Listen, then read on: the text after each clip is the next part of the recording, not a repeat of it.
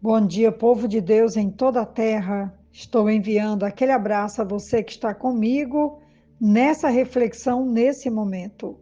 A palavra hoje está nos desafiando a procurar conhecer Jesus ainda mais e melhor.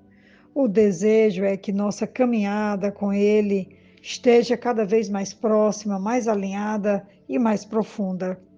Nossa reflexão hoje está em Lucas, capítulo 9, do 7 ao 9, que diz assim: Herodes, o tetrarca, ouviu falar de tudo o que estava acontecendo e ficou perplexo, porque algumas pessoas estavam dizendo que João tinha ressuscitado dos mortos, outros que Elias tinha aparecido, e ainda outros que um dos profetas do passado tinha voltado à vida.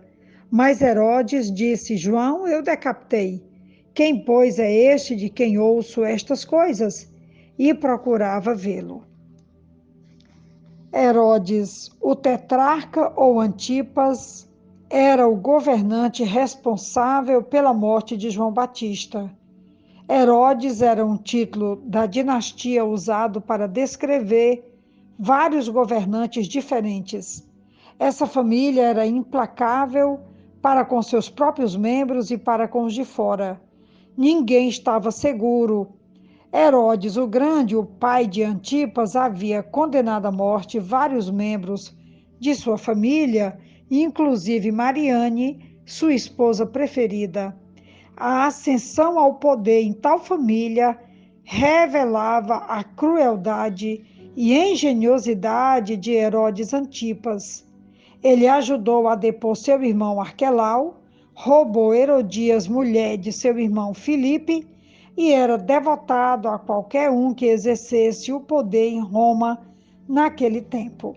Ele era tetrarca na Galiléia e Pérea nesse tempo. Herodes reinava sobre um quarto do território, incluído no reino de seu pai, Herodes o Grande. Chegaram a ele as notícias de que alguém estava realizando poderosos milagres no seu território. E imediatamente a sua consciência começou a levantar questões. A recordação de João Batista ainda o perturbava. Herodes silenciou aquela voz destemida ao decapitar João, mas ele ainda estava assombrado pelo poder daquela vida. Quem era esse que fez Herodes pensar continuamente em João? Havia rumores de que João havia ressuscitado dentre os mortos, como eu já citei anteriormente. Outros imaginaram que era Elias ou um dos antigos profetas. Herodes tentou subjugar sua ansiedade, fazendo os outros lembrar que ele tinha degolado o batizador João. Mas o pavor permaneceu. Então, quem era este? Ele tentou vê-lo, mas não conseguia, até pouco antes da crucificação do Salvador. O poder de uma vida cheia do Espírito. O Senhor Jesus, o carpinteiro desconhecido de Nazaré, fez Herodes tremer sem que o tivesse encontrado. Nunca subestime a influência de uma pessoa cheia do Espírito Santo. Para Herodes, seu crime estava terminado, mas a memória permanecia. Quando ele ouviu das atividades de Jesus, o episódio inteiro voltou para perturbá-lo. Quero ainda destacar sobre tudo o que aconteceu das ações malignas ou maléficas desse rei impiedoso que era confrontado por João Batista. Primeiro ele mandou prendê-lo e depois ele mandou decapitá-lo. Ao prender João Batista por causa da pressão de sua mulher Herodias, Herodes, sem querer, o condena à morte. Só faltava o momento oportuno para que o inevitável acontecesse. Encantado pela dança da sua enteada, Herodes lhe faz uma oferta que supera as ofertas dos reis nos contos infantis. Peça o que quiser e eu te darei.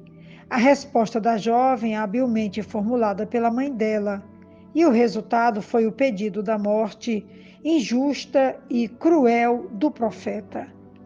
Nossas decisões baseadas em impulsos, desejos, pressões ou interesses pessoais podem nos levar a tomar atitudes desastrosas. Apesar de que o rei ficou muito triste, toda tirania se fundamenta na violência. Assim foi com Herodes, governante corrupto, imoral e cruel, que mandou prender João Batista e que depois manda degolá-lo por causa das denúncias de João Batista contra a sua vida, os seus pecados e as suas maldades, o seu abuso de poder acima de tudo. Herodes também agiu contra sua própria consciência e vivia interiormente dividido. Agora o tirano se encontra abalado, atormentado com um sentimento de culpa. Não quis negar o pedido. Herodes poderia ter se arrependido e se humilhado, ser perdoado e salvo, reabilitado perante a história. Contudo, ele preferiu continuar no erro, tendo desfrutado das benesses do poder do mundo, colheu a vergonha na história. O que aconteceu, né? Por que ele teve que colher? Porque o justo, ele plantou o terror e foi vítima da sua própria maldade. Anos depois de sua execução, os judeus viram na derrota militar de Herodes pelas mãos de Aretas, 36 depois de Cristo, o ano 36 depois de Cristo, um castigo merecido por ele ter condenado à morte um homem inocente. O que nós podemos tirar de tantas informações sobre esse rei perverso, malvado, e que, acuado pela própria denúncia de João Batista dos seus pecados, das suas terríveis maquinações, é de que Deus ele vai fazer justiça e que aquilo que o homem plantar, ele vai colher. Herodes colheu a vergonha e a derrota, certamente porque o sangue inocente de João Batista clamou e Deus o socorreu na forma como a gente vai encontrar que no ano 36 depois de Cristo, Herodes foi derrotado por Aretas.